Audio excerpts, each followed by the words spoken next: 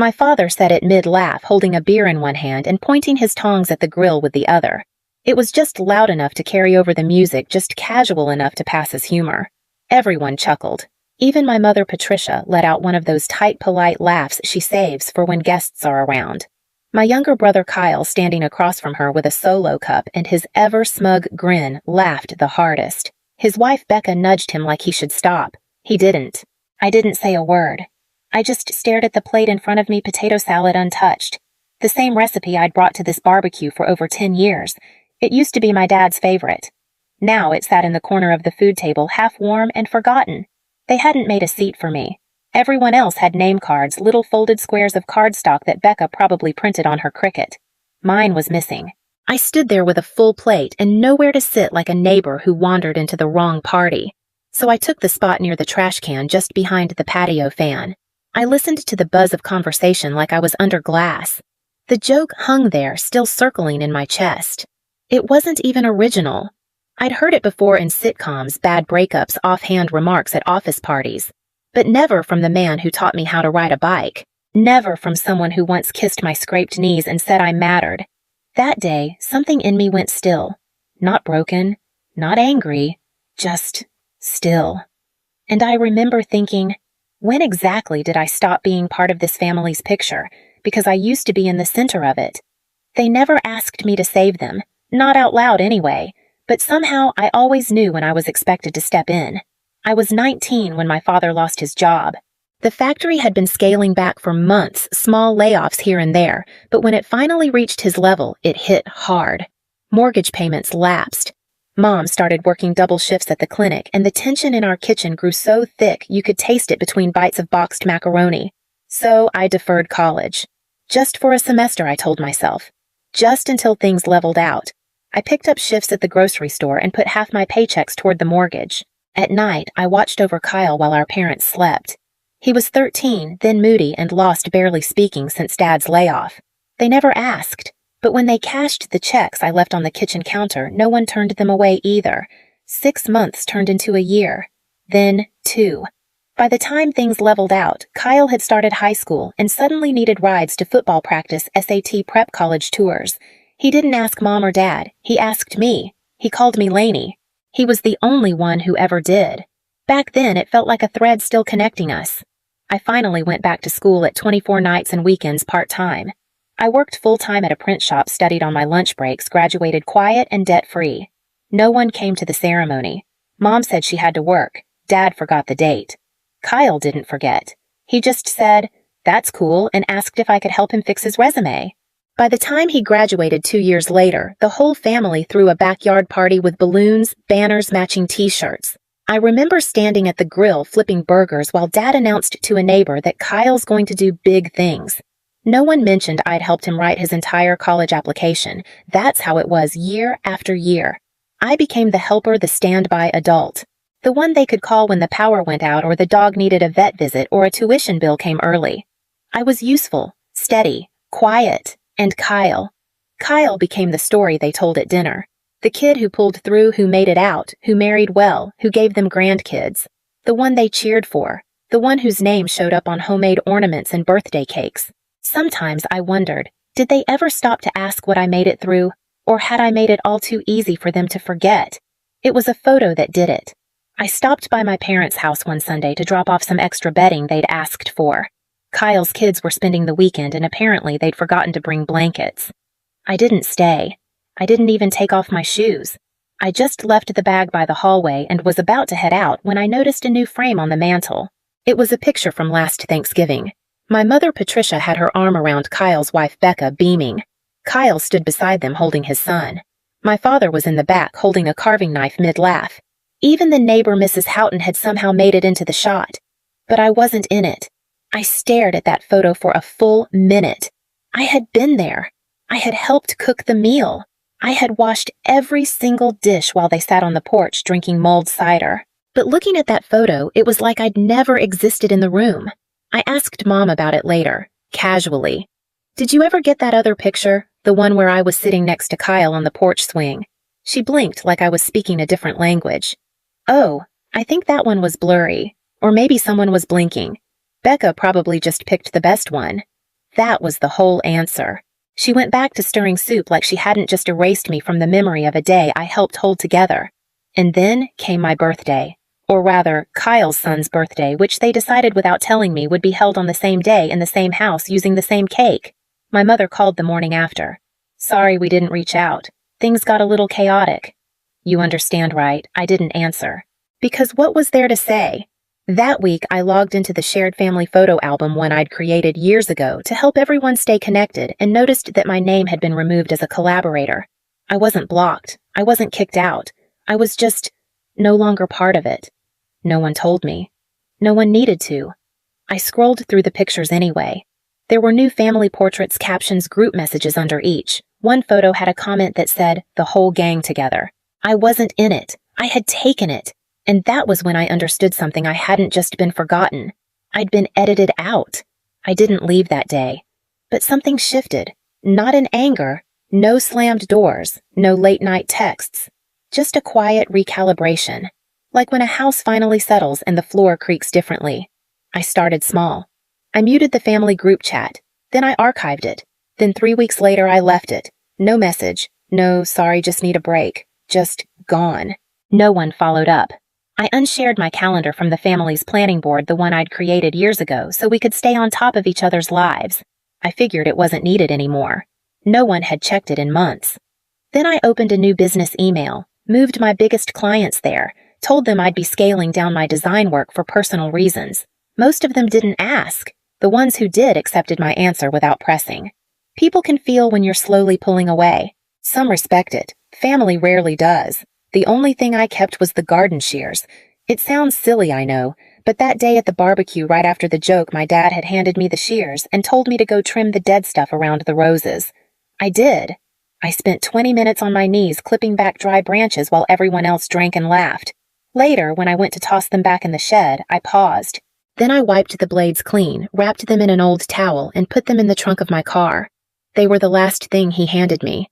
The last thing I accepted from that house. After that, I rented a small storage unit in a nearby town, cash only. I boxed up the essentials: birth certificate, tax records, a few clothes, some photo albums I didn't trust them to keep. I labeled the boxes in vague terms: office, seasonal, misc. I opened a new bank account under my middle name. Switched pharmacies, changed my mailing address to a P.O. box. Nothing sudden, nothing dramatic. But if you looked closely, you'd have seen it, the outline of someone fading. I didn't want a confrontation. I wasn't looking for a moment. I just needed enough distance between me and the next inevitable hurt. And in those final weeks as I moved through their house helping clean up birthday parties, I wasn't invited to doing dishes no one thanked me for. I kept waiting. Not for an apology. Just for someone to notice I was leaving. But no one did. It started with a phone call I didn't answer, then another, then a string of texts from my mother, each more clipped than the last. Have you talked to your brother? Kyle's going through a tough time. We could really use your help right now. I didn't respond. From what I gathered through whispers, mostly from Becca's vague social media posts, Kyle had moved out of the house. There were rumors of someone else, a coworker, maybe two. Becca changed her profile picture to just her and the kids. The wedding photos disappeared. The comments stopped being cheerful. Then came the calls from my dad. He didn't use emojis or exclamation points. Just short sentences that sounded like commands pretending to be questions. You free to talk this week? Could use some advice. Things are complicated. I ignored them too. Because by then, I already knew. Not the details, but the shape of it. I could feel the panic under their words. The slow unraveling of a story they'd built around someone else, a version of the family that worked as long as I stayed quiet, and Kyle looked shiny. But Kyle wasn't shiny anymore. He'd opened a side project a year earlier, some kind of real estate thing. Family-backed, my father had said proudly at Christmas. I remember watching Kyle hand out branded pins to relatives, like it was a Fortune 500 launch. What they didn't know was that he had borrowed against their home equity, had Dad signed some temporary bridge documents under the pretense of getting better loan terms. He'd drained their savings, overextended credit lines, and disappeared just as the numbers caught up. And now the bank was circling. The house was at risk. Their retirement was slipping. Their perfect son had put them at the edge of foreclosure. That's when they really started calling. I didn't block them. I just watched the voicemails stack up. Watched the emails go from confident to desperate. Elaine, we didn't know. This isn't your brother. He's just lost right now. We need to come together as a family. The irony wasn't lost on me. For years, they built a home on my silence. Every meal I cooked, every bill I helped cover, every word I swallowed so Kyle could be louder, shinier, more celebrated. And now the house was caving in, and I was still outside, standing in the dark. Sometimes I imagined picking up the phone. I even drafted responses. But every time I'd hear that voice in my head, my father's that day at the barbecue, if Elaine disappeared tomorrow, and I'd think, maybe I already did. The first time I saw my mother in person after everything, it was at a coffee shop halfway between her house and the city. Neutral ground. Her idea. She was already seated when I arrived, stirring a cup she hadn't touched. The second she saw me, she smiled like nothing had happened. "You look tired," she said. "Are you eating enough?" "Not. I'm sorry. Not. We missed you." Just a rerun of motherly concern like that would cover the months of silence. I ordered a tea, sat down, waited. Finally, she said, "Your father's proud. He just doesn't always show it." Then, after a beat, Kyle made mistakes. "But you've always been the stronger one. We were hoping maybe you could talk to the bank. Just until things settle." There it was. They didn't want me back. They wanted me functional, reliable, the way I'd always been before I asked for space, before I stopped saying yes. "He's your brother," she added, softer now. "He's not well. And Becca's been difficult." The word hung there, difficult, as if Becca hadn't been the one cheated on. As if the only thing that mattered now was cleaning up quietly. I didn't speak. I didn't nod. I just let her keep going. She moved into emotional territory next. Said the house felt empty, that Dad didn't sleep well, that the grandkids asked where Aunt Lainey was. Then she reached across the table and placed her hand on mine. "I know you've been hurt. I know we weren't great. But what's the point of holding on to all that family's still family, right?" That's when I felt it. Not anger, not pain. Just the weight of her words, how cleanly they swept the past into a drawer, shut it tight, and asked me to pretend none of it happened. As if the silence didn't matter. As if the joke never landed. As if I hadn't slowly bled out of their lives while they cheered for someone else. I pulled my hand back gently. I didn't hold on to anything I said. I let go. That's why I'm still standing. She looked down, then back up, unsure whether to cry or smile. As we stood to leave, someone else caught my eye. Samantha, an old friend from high school, the one person who had always seen me clearly even when we drifted apart.